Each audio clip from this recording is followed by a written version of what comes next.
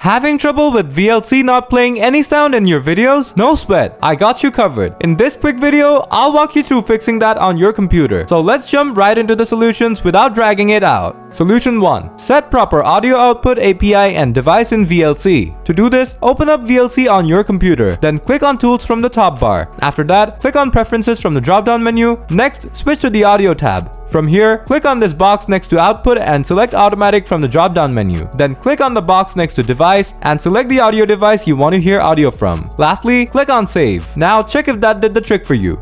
Solution 2. Change VLC volume. This one may seem like a no-brainer, but check if you have muted the audio in VLC or not. To do this, open the video file. If you notice your volume indicator is crossed out like this, it means the sound is turned off. To unmute, just click on the speaker icon and it will be unmuted. Then just increase the volume and check if you can hear the audio. Solution 3. Choose the proper audio device in Windows. To do this, open up Settings, then click on System from the left side menu. Next, click on Sound from here. Now, from the Output section, just pick the device you want to hear sound from and check if that fixed the issue. Solution 4. Update your audio driver. For this, search for Device Manager and open it, and then click on the little arrow icon next to Audio Inputs and Outputs to expand it. Now, right-click on your audio device and select Update Driver. Next, click on Search Automatically for drivers. Now, it'll look for and install any new audio drivers if they're available. If there are no updates available, you'll see this message, just hit Close. After that, reboot your computer. Now, check if the issue is gone.